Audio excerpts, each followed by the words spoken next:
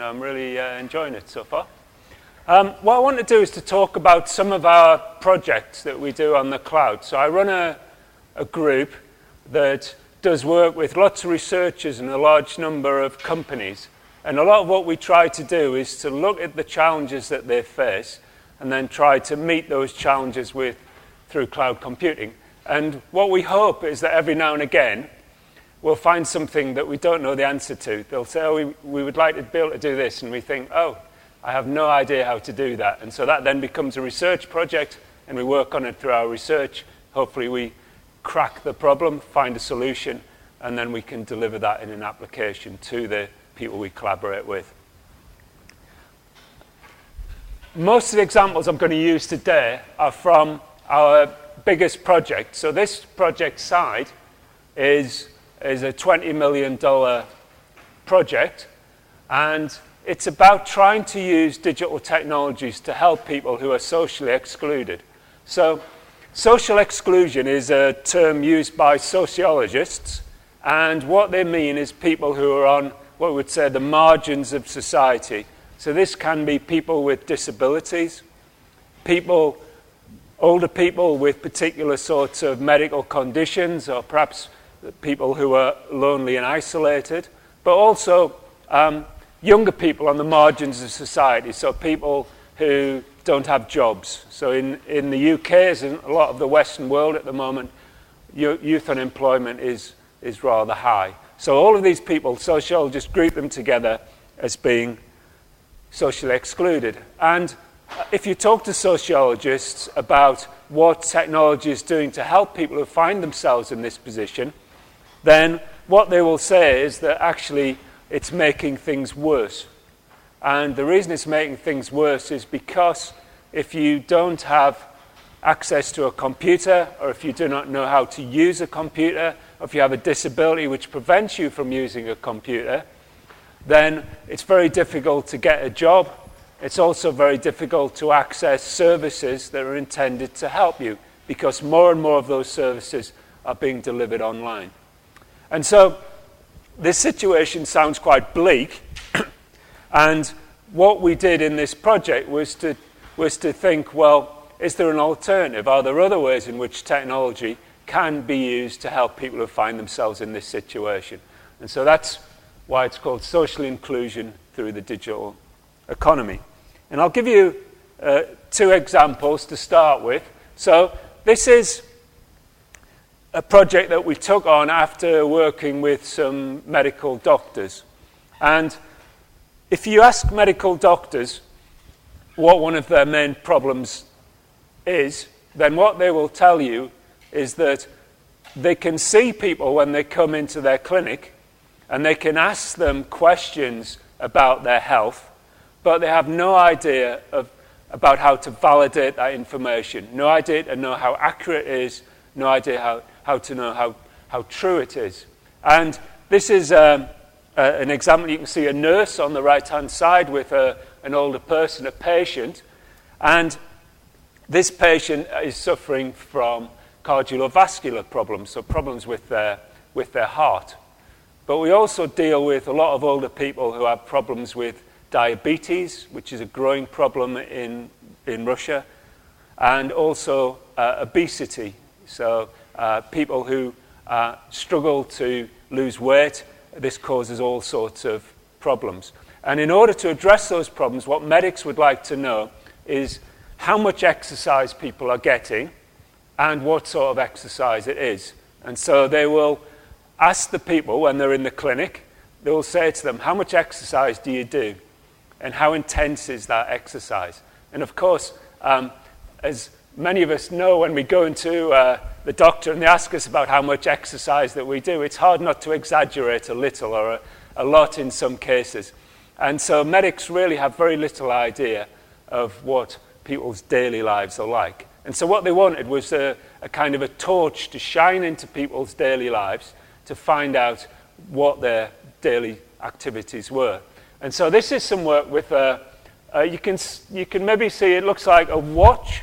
So this is an accelerometer that's strapped around the wrist of the patient, and they can wear it for a week or perhaps even a month. And then the idea is it collects information about their activity. So I'll show you a little video to show you this. So this is the watch in close-up. And here's a patient walking down the steps at my university and going into a lab. There we are. Now, if we watch it again, we'll see it in split screen. And if you can see it, you should be able to see the accelerometry trace underneath. And you might be able to see that there's regular peaks. You might be able to see the amplitude of the wave changes as I come down the steps and then start walking along the flat. And so from the analysis of these signals, you can tell not just how many steps I've walked. So that's a bit, the colours aren't great there, are they? But let's see if I can pick them out. Oh yes, you can't really see very much at all. But if you could see it, then you would be able to see that there was regular peaks, and that's because it's a triaxial accelerometer, and one axis is coming down my arm. So as I walk, it can record every step. But also the amplitude changes depending on whether I'm going on the flat and whether I'm going uphill or downhill. And of course, the faster I move, the closer the peaks are together. So we can get some clever people who can do signal analysis, and they can extract all sorts of information from this. Information that I never thought was possible. So this is another video. So here I am doing something that I enjoy doing, so reading a newspaper and drinking tea. And again, if you watch it, you might think, well, what use is that? See, I'm wearing the watch again. What useful information could we get from this? And again, if you could see this, what you would see was as I grip the mug to pick it up, there's a big spike. And then as I move the mug up to my lips, then there's a little bit of tremor. And so that's useful for medics for two reasons. So one is that if you have problems with gripping, then that makes it very difficult to look after yourself and be healthy in your own home. So a lot of older people, if they can't manipulate objects anymore, then they can't cook, they can't clean, they can't look after themselves very easily. And so doctors like to understand how good people are at manipulating objects, and they can see that from these traces. And secondly, the amount of tremor as I lifted the mug up, then for people who have problems with tremor, doctors give them drugs to try and control it. For example, Parkinson's disease is one disease which causes that problem. But doctors find it very difficult to know what strength of drugs to give or what advice to give patients on how often they should take the drugs in order to control their tremor. And from this information, you can actually find out what the tremor is like in people's real lives rather than just when they're in a clinic. So by collecting information and then having a whole different set of ways to analyze it, then we can derive all sorts of useful knowledge which can help doctors to treat patients by personalizing the treatment. And the next thing that we notice is that once you've got one sensor, people want to also correlate that information with other sorts of sensors. So this is some work that we did that was reported by the BBC, the British News Corporation. And this was people who are wearing these activity watches. All of these people are suffering from diabetes, but they all like to do exercise. But the problem is that if you do too much exercise and your blood sugar level falls to a particular point, then you can do yourself some real damage. And so they're wearing not just these activity measures, but also they've got meters which constantly measure their blood sugar to find out what state of health they're in. And then it can alert them if they get to the point where they're doing too much activity, which isn't doing them good, but is actually starting to harm them. So we're seeing more and more of these sensors becoming available. Alcohol sensors is something else I've noticed that's now becoming quite common, where when you sweat, as we do in a hot room like this, then they can pick up traces of alcohol in your sweat, and they can work out how much you've been drinking and whether that's affecting your health. And so we're starting to see this move towards healthcare becoming like this. So you've got a set of sensors, and for each patient you collect information. Whoops, it's one of these talks that's going to keep moving on its own if I'm not careful.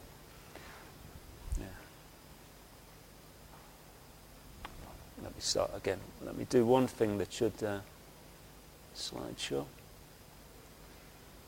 Use timings. There we are.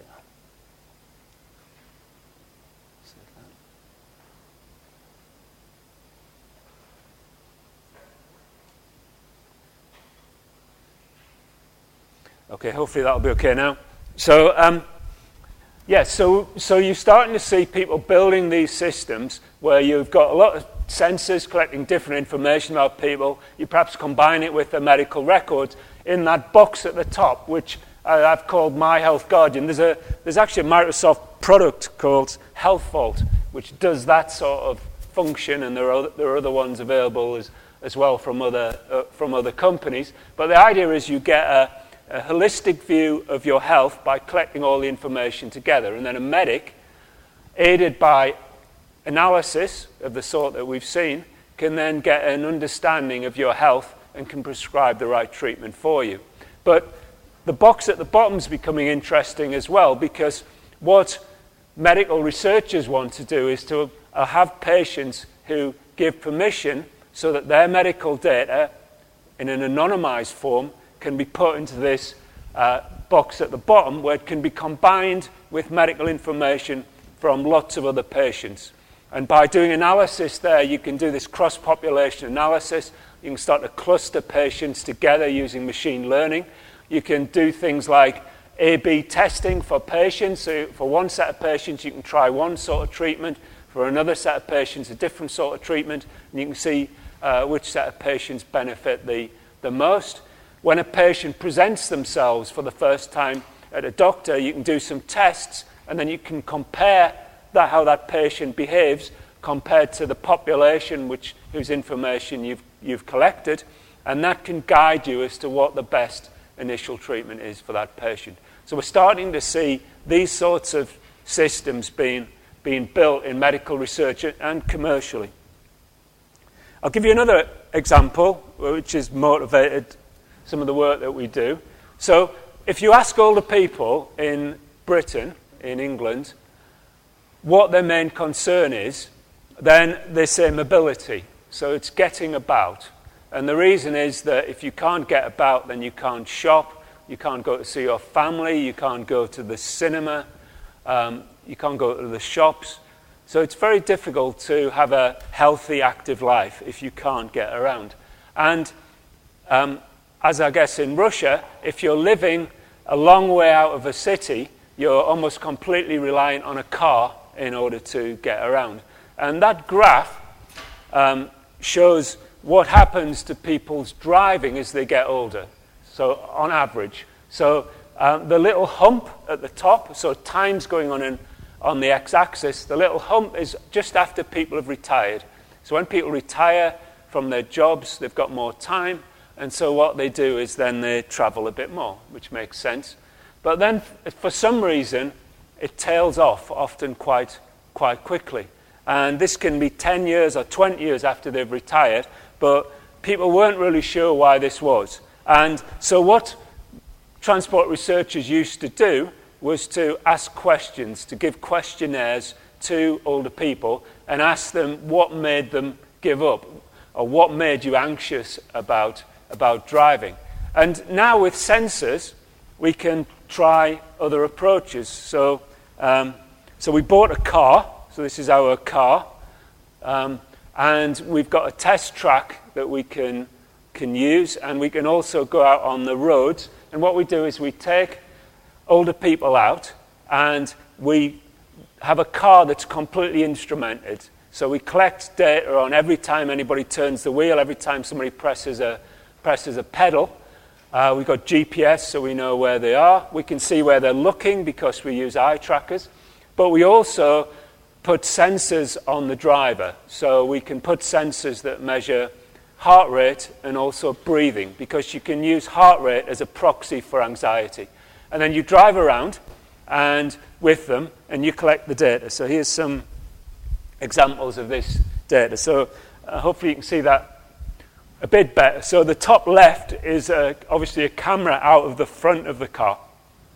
The green dots are from the eye tracker. So you can see exactly where the person is looking as they drive.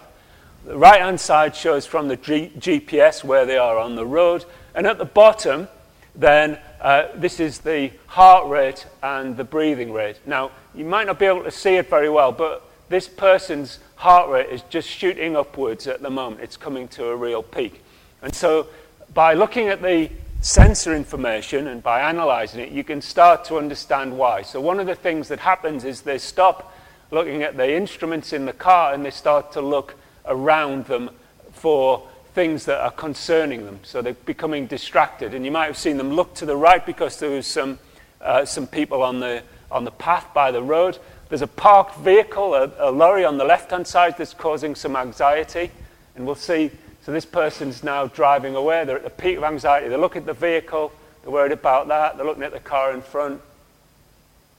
There's another parked vehicle that they're worried about. And so on. So you start to be able to capture this information. And now we're trying to use machine learning to analyze it, because whilst we can review these as human beings and pick out particular features, then what we want to do is to do this analytically for many hundreds of users. So we've got the data, and we're now starting to go through that. And two things that we've learned. So if you ask all the people, do they ever break the speed limit? So do they ever go faster than you're allowed to go on the roads? Then they say no, they never do. So no older person in England, if you ask them, ever breaks the speed limit, it seems. But if you look at all of the information we've collected, then you discover they break the speed limit quite often. And it seems to be something to do with... Hello? We didn't do that. So one of the concerns that older people have when you do these tests is that we are going to report to the police that they aren't safe drivers and that they should be stopped from driving. But we don't do that. We have had some near misses, but the only time we've had a crash was when our professor of transport studies was driving and he drove into the side of a lorry. But nobody else has crashed the car so far. So, yeah, so it seems to be to do with... Oh, another question. What kind of... it's an automatic. Yeah. So one of the problems seems to be information overload. As we get older, we find it difficult to take in as much information as when we are younger. And you can see this because of people, once they get into situations where there's lots going on, as we've just seen, then their anxiety rate goes up.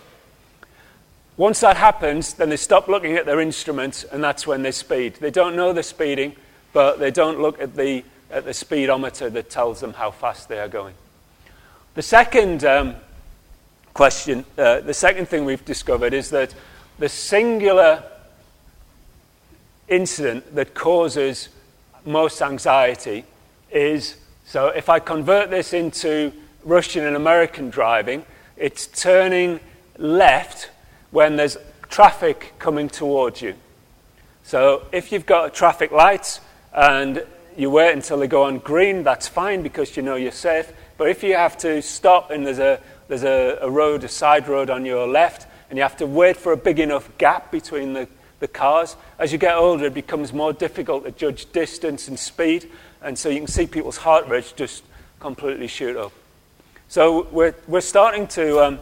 the transport group in Newcastle talks to people who build satellite navigation systems, and one suggestion is, so on a satellite navigation system, you've got two options. One is to minimize the distance that you drive, and the other one is to minimize the time it takes you to reach your destination. And so the thought is, could you have a third setting which would minimize anxiety? So it might take you on a longer route, might take you longer in time and distance, but you wouldn't ever have to turn left against oncoming traffic.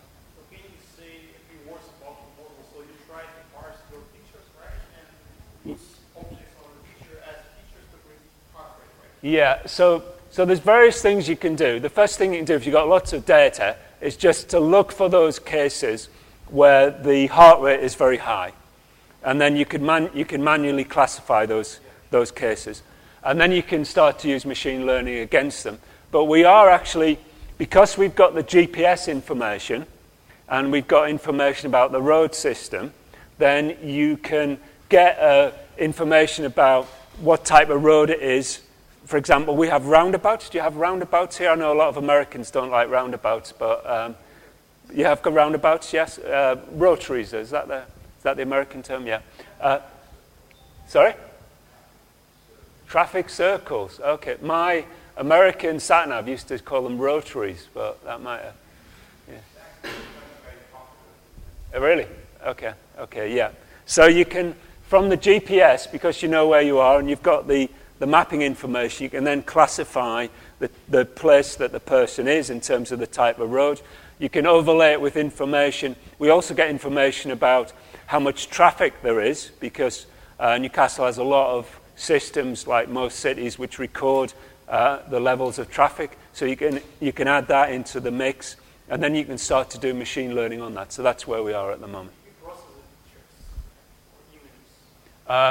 No, we haven't done that yet. No. So at the moment, we have people who have had a look at a lot of the data and think they can see particular situations where it causes problems. But the next step is then to validate that using the machine learning. But then once we've done that, we'll be able to go back to the videos and just check that it seems reasonable.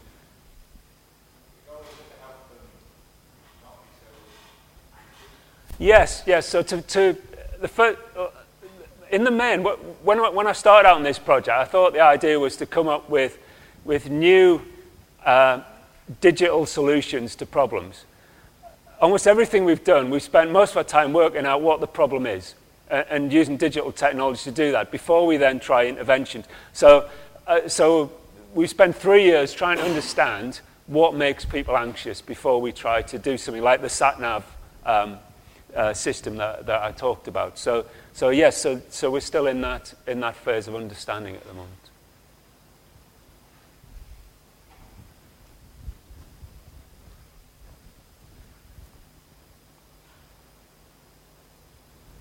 So those are two examples, and this is a big project, as I said, a $20 million project. And we've collected terabytes of data from this and many other parts of the project. And we've done many years of computation on that data in order to analyze it. And so the question is, so how many servers and disks do we have at Newcastle to do this? How much of the 20 million have we spent on computing equipment, hardware that sits at Newcastle? Yeah, so exactly. So 0. So I had a rule from the start that I wasn't going to let anybody buy a server. People can have whatever sorts of laptop they want, as long as they need it for their job. They can buy whatever sort of sensors they want, but everything was going to go up into the cloud. So part of the project was to explore, can we use clouds in order to do this sort of work? And so that's what we've done. So we still haven't bought a server. Sometimes people almost beg me to let them buy one, because people like to have their own server they can look after and do what they want with, and they can point at it and show visitors it. But so far we've held the line. So clouds. So clouds to the rescue. So we decided to use clouds, and have we found them a good solution? Well, we have, but we've hit a number of barriers, which, as I said earlier, we quite like barriers because we're researchers, so we don't want everything to be straightforward. We're not application developers. We don't just want to turn the handle and use existing solutions to solve problems. We want to have things that we can't solve. And so what are the problems that we see? So the first one is just the problem of building cloud-based applications on cloud infrastructure. So when we started this project about 5 years ago, almost everything you got in the cloud was infrastructure. So you get a virtual machine, you could put an operating system on it, you could build whatever you wanted on top of that. But what's the problem with that? Well, the problem is that for almost all of the applications that we needed to build, we needed those three characteristics of them. So we needed scalability. If we've got terabytes of data, we've got lots of analysis, we need some way to spread the work out across a set of clouds, as Jeffrey discussed in his talk. Then we needed reliability.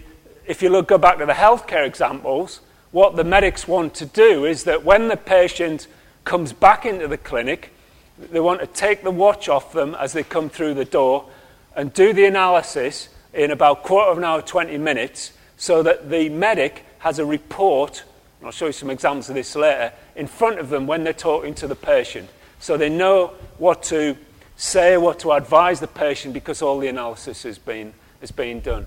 It's no good to them if the system's down or if we can only run it every other Tuesday in order to get these results. For this to work efficiently, we have to know that the system is going to continue to work.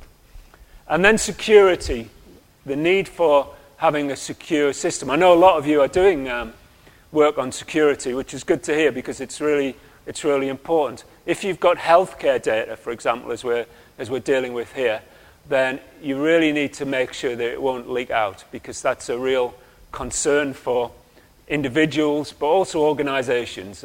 My own university signs a particular set of contracts with the people who fund their medical research, and it talks about the need to securely maintain in private patient information. So what we were trying to do was to build these solutions with these characteristics kind of from the ground up on the underlying infrastructure. And I've got some really good people who work for me, some excellent engineers, but there are very few people, I would claim, out there in the world who can build systems with the combination of these characteristics.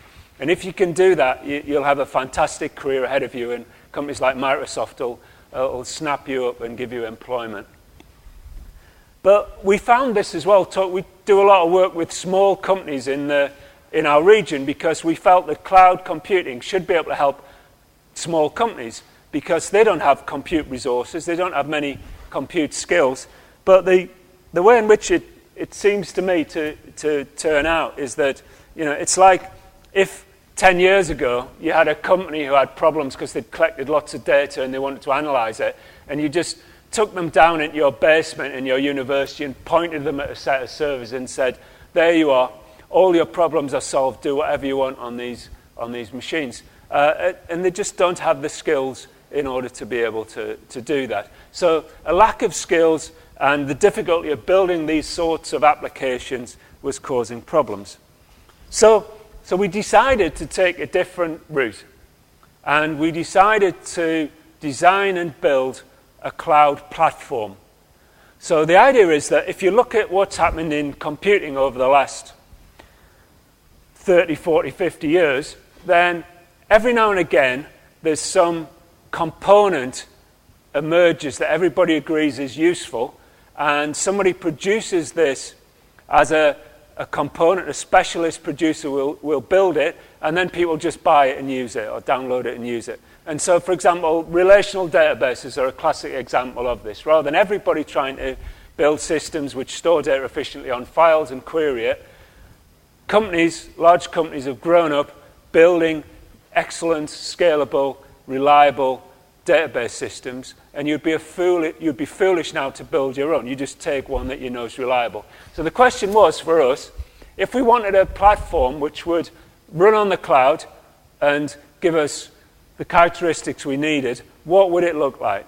And so we've spent about 6 or 7 years now, and probably about 20, 25 person years of effort building out this platform, and so all of our applications now sit on top of it.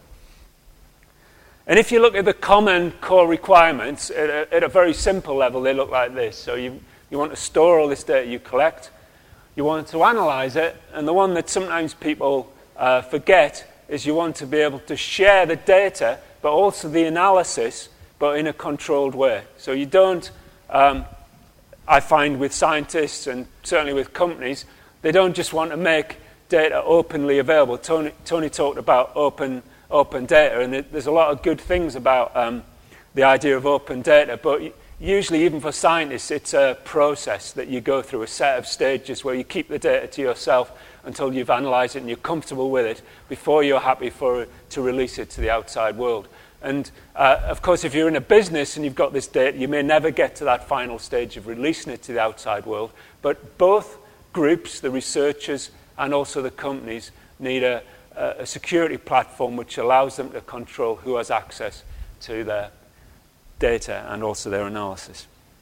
So we built this system called eScience Central, which does some of these things. So it does file and data management, so you can store data in the cloud and you can share it.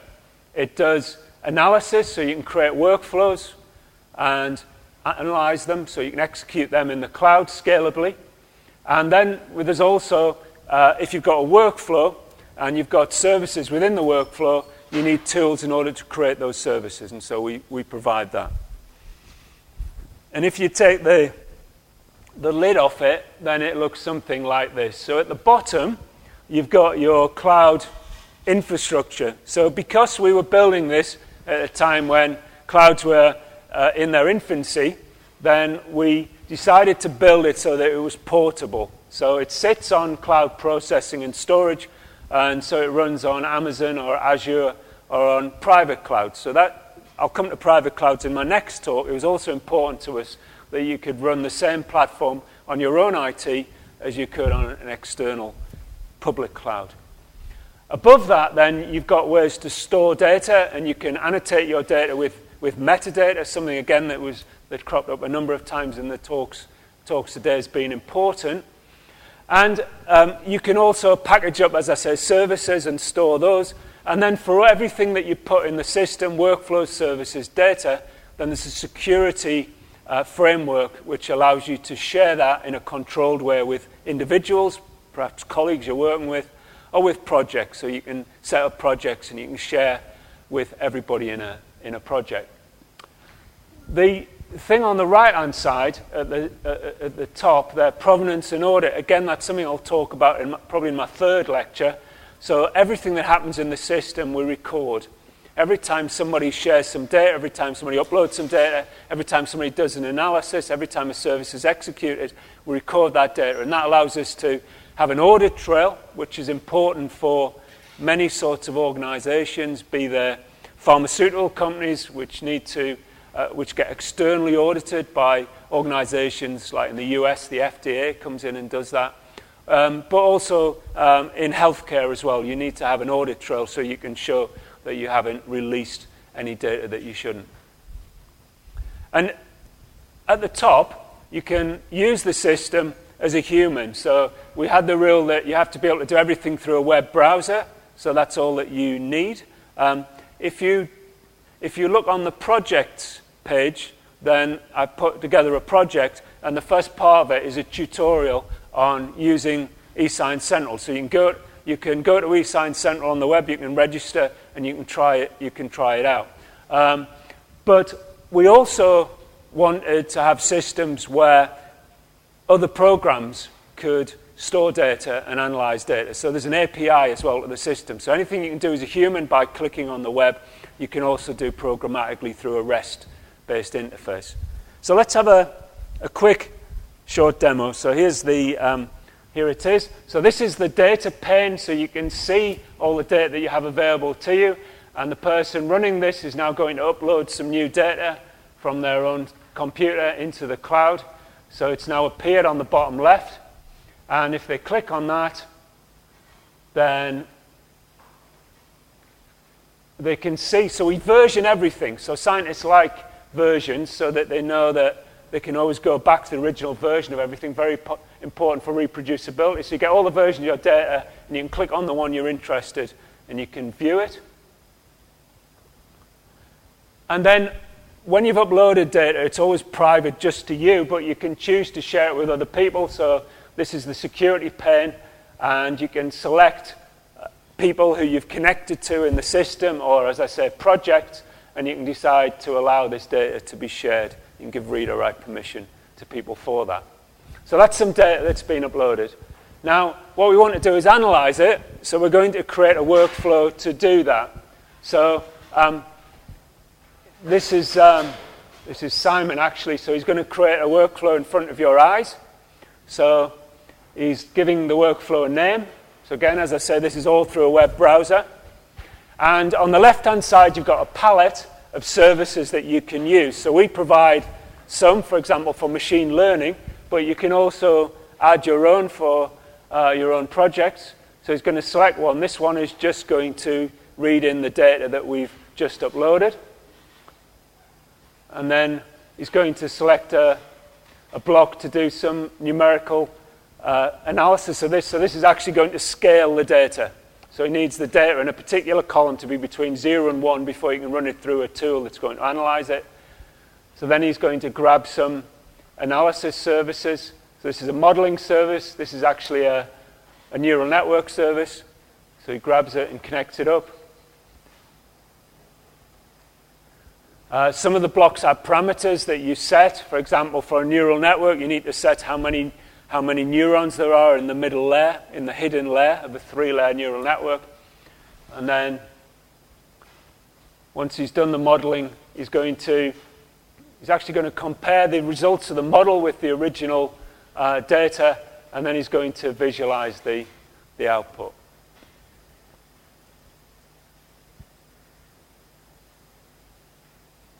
Okay, so once he's finished, then he can save it. There it is. And then he can just click on Run, and then it runs in the cloud. So the system automatically goes and schedules it on the cloud. It runs, and there it's finished. It didn't take very long, this one. And then the data that it produces is data like anything else in the system. And if you click on it, then you might be just about able to see the red is the model and the green is the original value. So that's a very brief introduction. As I say, you can do much more if you want to by going through the tutorial. So we use this for all of our work. So this is an example from the watch, which is being used to analyze people's activity. So this is a program that runs in the hospital. So this runs just on a Windows PC. And this is a program which uses the eSign Central API. So the nurse plugs the watch into a USB connection, and they get. Can you see the little red lines at the top? Red, green, and blue lines. That's just because sometimes the watches don't work, and we don't want the nurse to use them again for another patient. So we just put that little display, and we tell the nurses if it looks dead, then don't give that watch to anybody else. But basically, apart from that, they just type in the patient ID and press a button, and that uploads the data up to the cloud where it's analyzed. And you can see there's the data once it's arrived in eSign Central. You can see perhaps a bit better the 3 axes there, red, green, and blue for the 3 different axes of the accelerometer. And this is one of our workflows that we use to analyze that data so that the medics can get a view of how the patient's doing. And this is the first step of the analysis. So this is a very crude step which just gives an idea of the level of activity. So time is on the x-axis, and that blue line, 1 means sedentary, 2 means light activity, and 3 means intense activity. So that's the first thing that we do just for the whole of the week, just work out what the basic activity level is. And then, again through the web, we can present information to the medics on how this person's doing. So rather than have the medic look at the accelerometry data, they get a report like this. For all their patients, they can click on a patient and get a graph like the one at the bottom, which shows how the patient's doing by various measures over a period of time. Okay, so we build eSign Central. We use it across all of these projects. What were the main challenges? So building out that platform. So the 3 were scalability, security, and reproducibility. So today, I'll just tackle scalability, but in my next lecture, I'll talk about what we do for security, and then I'll move on to reproducibility in the last lecture. So if I take I wanted to use a running example. So if I take the basic accelerometry analysis workflow, so you can see what happens is you read the patient data. It's actually got a patient information associated with it. So we then anonymize it by taking away the patient information, replacing it with an anonymous ID. And then we do the analysis, which extracts the measures that we're interested in, and then we write the results. So 4 basic stages. And if we think about scalability, let's think about what's happening when we execute that workflow. So here's a basic workflow enactment system. So you've got an enactment engine in the middle. So what that's doing is controlling the enactment. So you tell it, execute this workflow, and you give it a description of the workflow. And the first thing it does is it has to retrieve the input data, then has to send that to the accelerometry, the first service, which is taking the accelerometry data from that data, and then that goes back to the enactment engine, which can then pass it to the next service for analysis, and then it can produce the results at the end. In the grid, you've heard quite a lot about the grid days, and you're almost all too young to remember them, actually, but in the grid computing days, there was a lot of work on making algorithms available as services through web services or grid services or REST services. And there was a lot of interest, and there still is in many disciplines, in having these workflow enactment engines which would then choreograph the sending of the data out to a service for analysis, getting the results back, sending it to the next service, and so on. And so you can see there, that's what that enactment engine is doing. So if we then ask the question, well, how do we make this all scalable? So let's go through the various issues with this. So the first thing that I saw somebody do when clouds came along was they put the enactment engine on the cloud to make everything go faster, but the data and the services weren't on the cloud, so they were on other servers somewhere around the world. And you can see what the problem there is going to be. So all of the data that's going through this workflow is going backwards and forwards into the cloud and out of the cloud again over the internet. And there's 2 problems with that. One is that it can take a very long time, particularly it's large amounts of data. And the second one is that most cloud providers will charge you for data going out. Not for data going in, but for data going out. So you can run up quite a cost if you've got a large amount of data that you're firing off out of the cloud, collecting back, firing off again. And so that was an easy one to solve. We just wanted to put everything into the cloud. So we needed a way to store the data and deploy and execute the services in the cloud. So is that it? Have we solved all of our problems? Well, the next problem was that, let's imagine the healthcare case. So our medics are actually, the medical researchers we work with are very ambitious. They would like to provide this as a service for hospitals around all of England, all the UK, and then beyond. And the problem with that is that means you've got to run multiple workflows at the same time, analysing different patients' data. For example, for some reason in England, a lot of medical clinics start at 2 o'clock in the afternoon. So you can imagine if lots of people turn up at 2 o'clock with their watches, you're going to have to process a lot of data very quickly. So you end up with trying to fire all this data in and out through the enactment engine. And the enactment engine becomes the bottleneck. It can't receive and transmit the data quickly enough.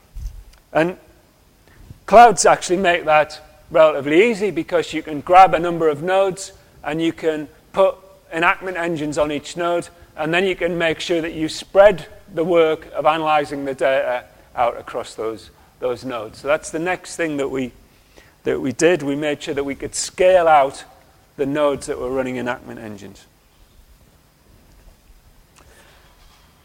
The last problem that you get, though, is these services. So if you've got a service deployed somewhere and you're firing all of this data at it, then there's a real danger, particularly if it's an analysis service, that analysis service will become the bottleneck.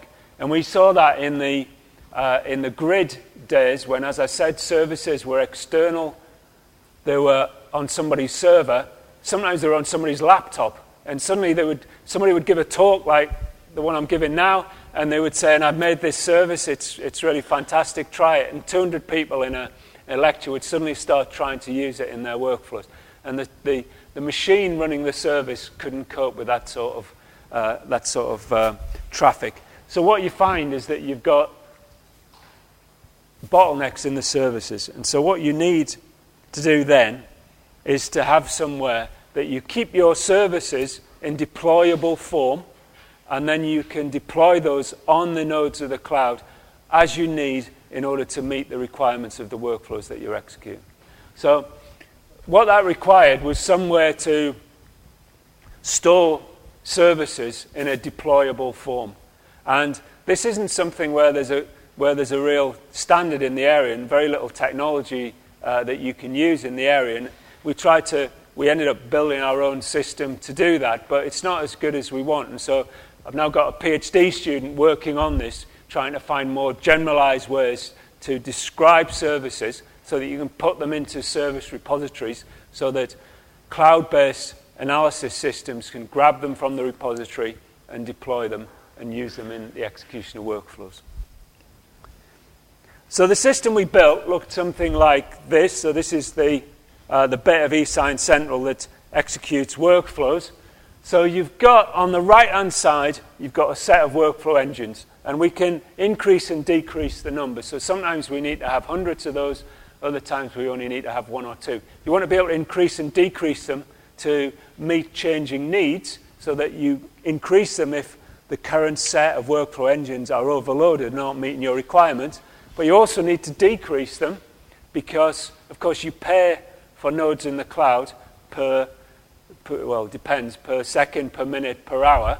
And so you don't want to have idle nodes because you're wasting money. So you need an elastic system which can increase and decrease the nodes that you have. What happens is that when, through the API, so at the top, or through a user clicking on the run button, as you saw Simon did in the little movie I had, then that queues the workflow execution up in a queue, and it waits there until there's a workflow engine which is available to take it and execute it.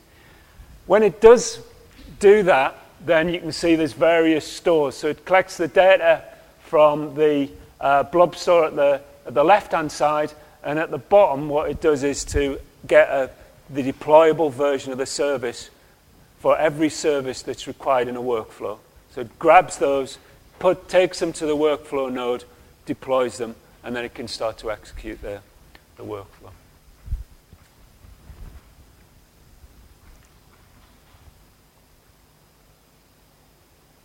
So that's one sort of throughput. That was one sort of scalability. That was about throughput. That was about running multiple workflows at the same time because you've got lots of data coming in at once and you want to process it.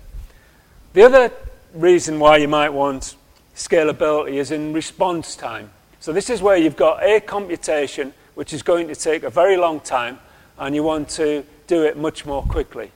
So this is about reducing the total time it takes to execute a single workflow.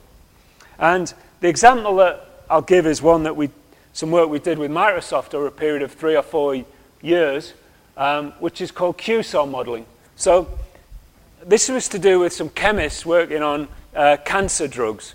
So chemists want to understand the properties of molecules. And one of the reasons is that if they're trying to find some molecules which will act as a drug against cancer or some other disease, then what they want to know is what are the properties of these molecules. Molecules that look promising, but there are other properties that they might need to understand. For example, toxicity. So drugs aren't, however promising they aren't very good if they're going to kill the patient because they're toxic, they're poisonous.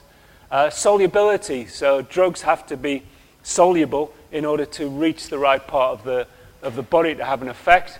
And also there are other sorts of biological activities. So what other effects might they have on the patient? And turn it the other way around, they also would sometimes like to be able to know, is there a molecule which has this sort of property. So in this case, a particular solubility. So in the old days, the way in which this was done was by sending people into labs with test tubes, white coats, and they would do experiments and they would determine the properties of these molecules. And for the molecules which seemed the most promising, the ones which had a good effect on the disease but didn't have any side effects which would affect the patient, then those were the ones that they would pursue and hopefully get to the point where they could treat it as create a drug from it. However, that's very expensive, and there are other problems with it. For example, sometimes you have to do testing on animals, and nobody likes to do testing on animals unnecessarily. So it's always, there's been a lot of effort by chemists to think about other ways to do it.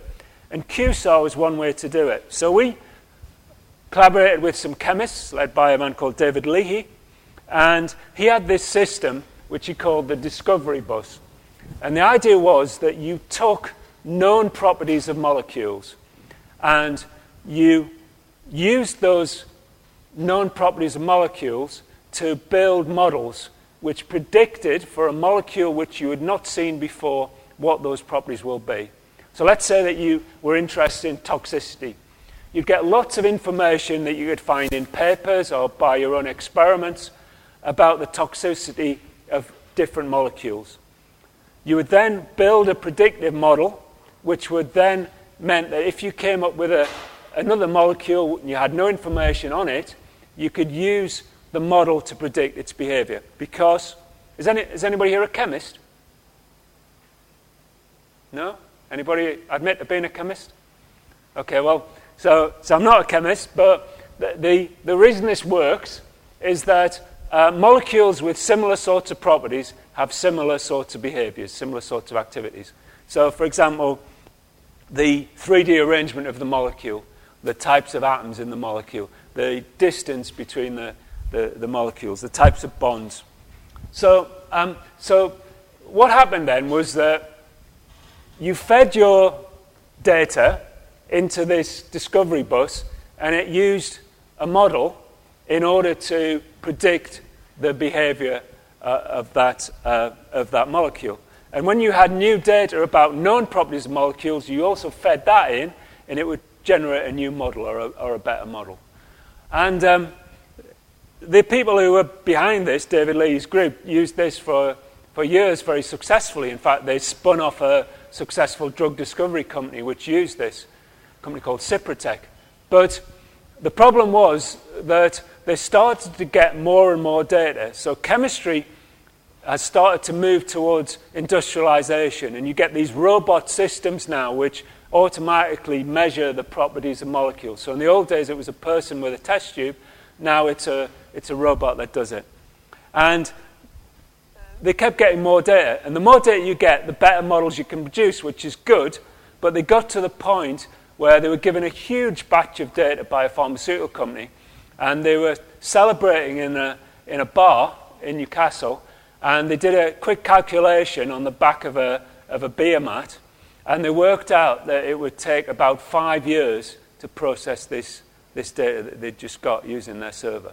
So 5 years is too long, because in 2 months we've got even more data, another 2 months even more data. So they needed some way to make this scalable. And it turns out that the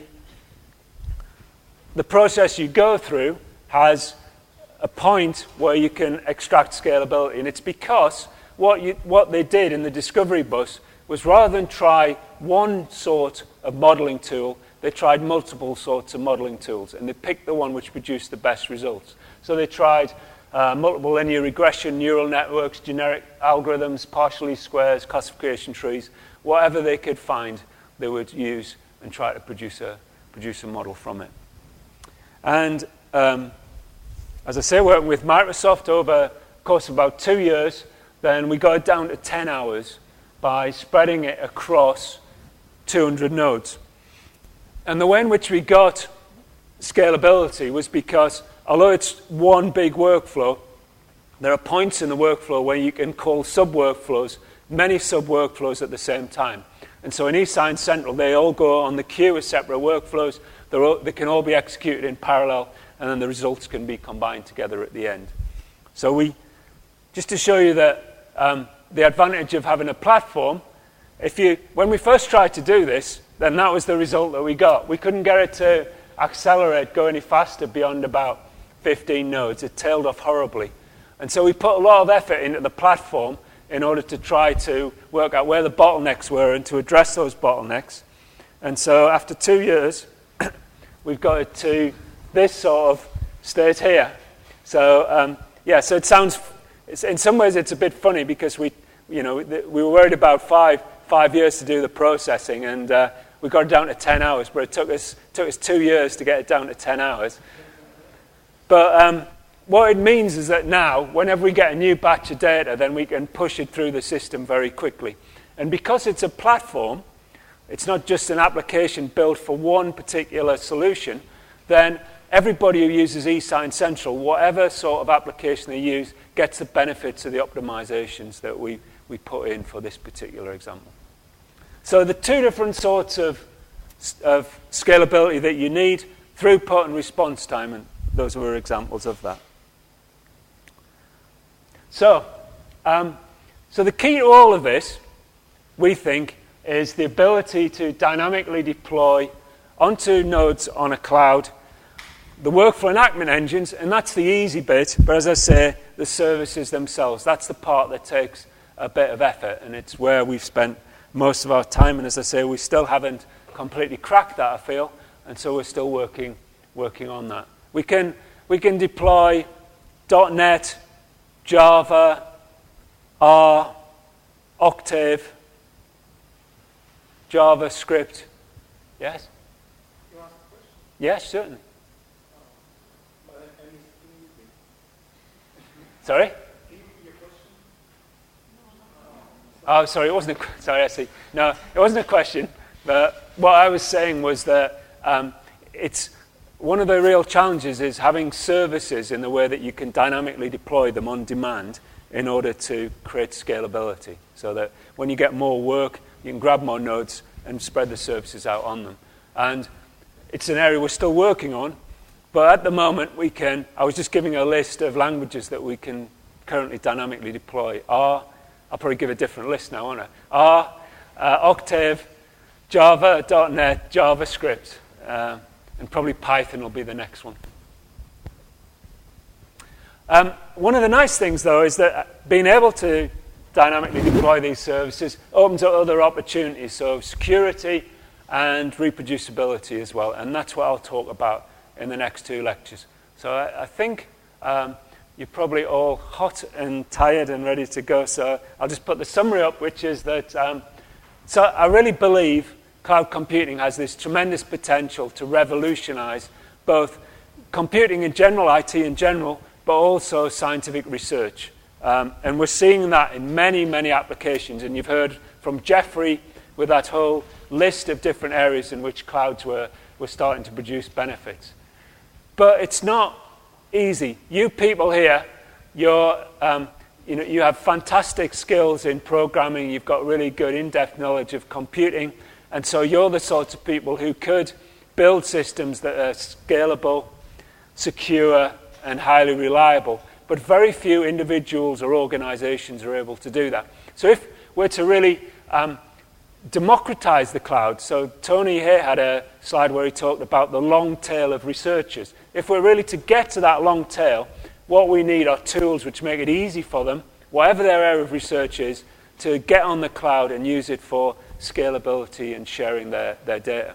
And my view is that in order to do that, it's no good just pointing people at the Microsoft Cloud or Amazon or OpenShift and saying, there you go, you can just do whatever you want on it, therefore your problems are solved. What we need to do is to think about higher level platforms, ways in which you can provide high level interfaces that make it easy for people to build applications. And eSign Central is an attempt to do that. It's not, I wouldn't say it was perfect, but the point of going through this is the hope that when you're trying to solve problems on the cloud, you think about whether you could design a generic platform which is also suitable for some of the other things that you know you will want to do. And I'll talk about some of these other things that we've been doing in the next lecture, so security, reproducibility, and governance. Thank you.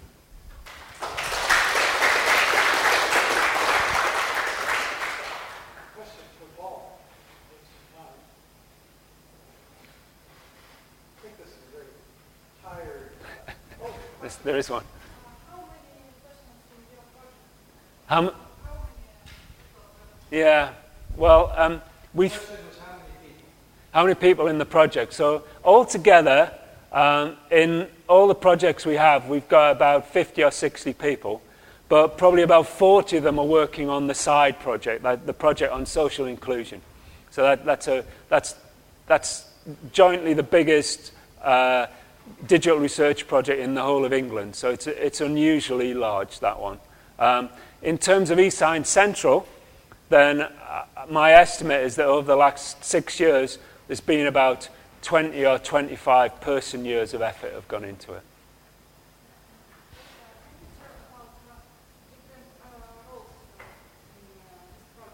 Yeah. Yes. So the way in which we envisaged it was that if I just go back to a slide or two.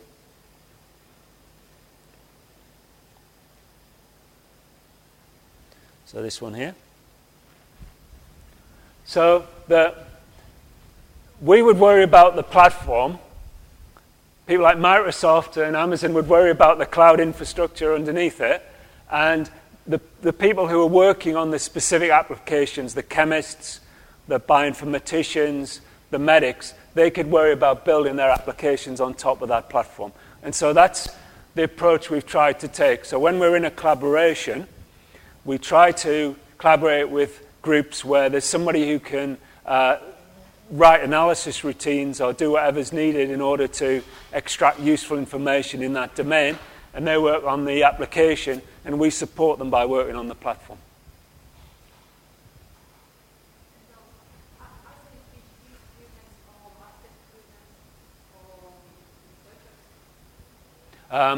So the people who have built the platform are all postdoctoral people,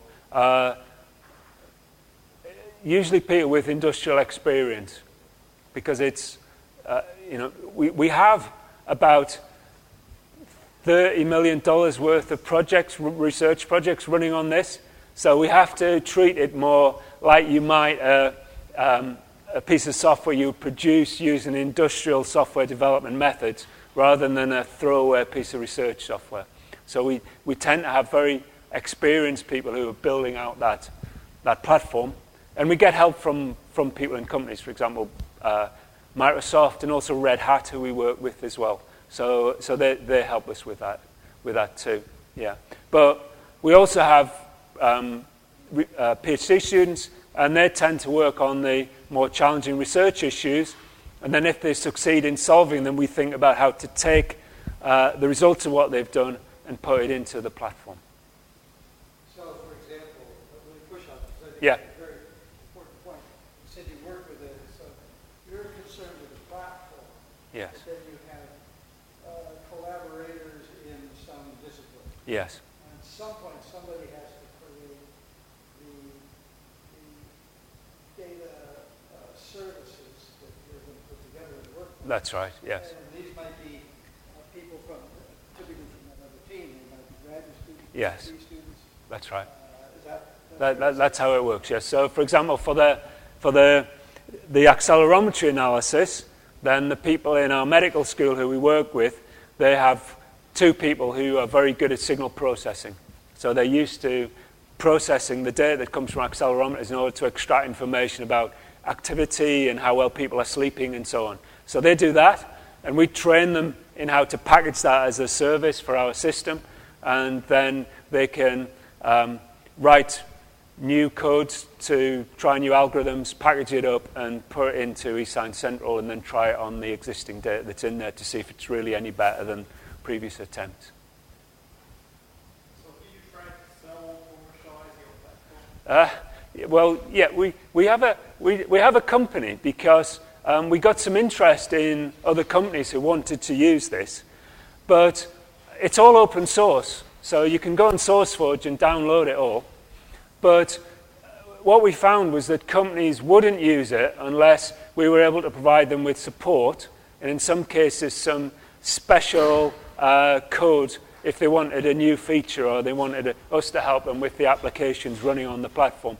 So we formed a company which happens to be called InkSpot, and we've worked with a number of, for example, we've done work with Unilever, who are a big pharmaceutical company, for a number of years.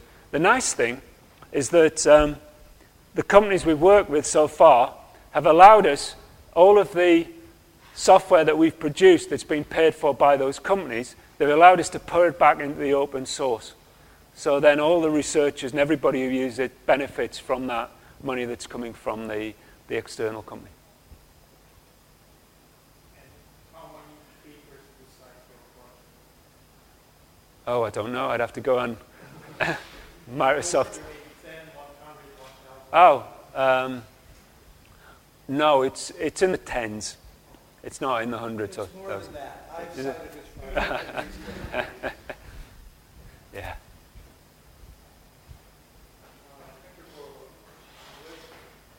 Pleasure.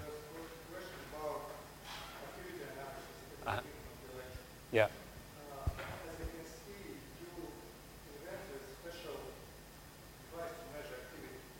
And so the question is, why didn't you use the smartphone? Because there are Yeah. variety of sensors. Yeah. So accelerometers, Yes. spectrometers. Yes. And so you can easily increase the amount of people who benefit from your product.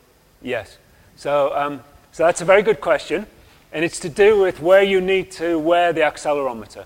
So we do have code that runs on mobile phones, which collects the data and tries to do this processing.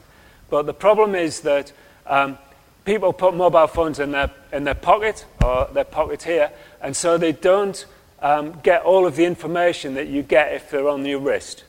So if they're on your wrist, then as you walk and you're swinging your arm, then that's how you get a lot of the information, because you can count the paces, and the amount of swing can be used to determine how whether you're going on the flat, down or up. And you can't get that level of information with a smartphone. The question I thought you were going to ask, because almost everybody does, is why didn't you use a Fitbit or something like that? Do you have Fitbits? Oh, you've got one. There we are. Yes. So this gentleman here has one of these sorts of things. And the reason is that there's a lot of them, but the medics say we can't use them for two reasons. So one is that quite often you can't get the raw data out of them. Yeah, you only get some processed version. And the second one is that they find that they're not accurate enough. So for what they want to do. So that's why. So I never like building things unnecessarily. So my first suggestion was we'll go and buy a Fitbit or something. But at the moment, there's nothing that's out there like that. Those sorts of consumer devices that are accurate enough for what we want to do. So another question related to the project you described on activity. So Yeah. do you normalize your accelerometer data by fitness? So for example, all Yeah. people have different fitness. Yes. One may do faster, and it could be normal for one person, and for another person, this pace could be very Yeah. intense exercise. Yeah. So that's a really good question. So at the moment, what happens is, because the trials of older people have only been in the hundreds, then we haven't really been able to do that cross-population analysis, which would allow us to do that. We have done it though for some other data. There's a big collection of data from civil servants in London. So I don't know what the translation of civil servants is into Russian. Do you have those? People who work for the government?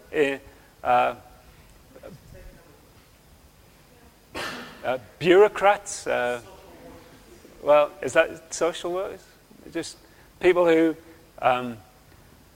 civil servants, people who work for the government employees. Yeah, who do In some countries, it's everybody. yes, that's true.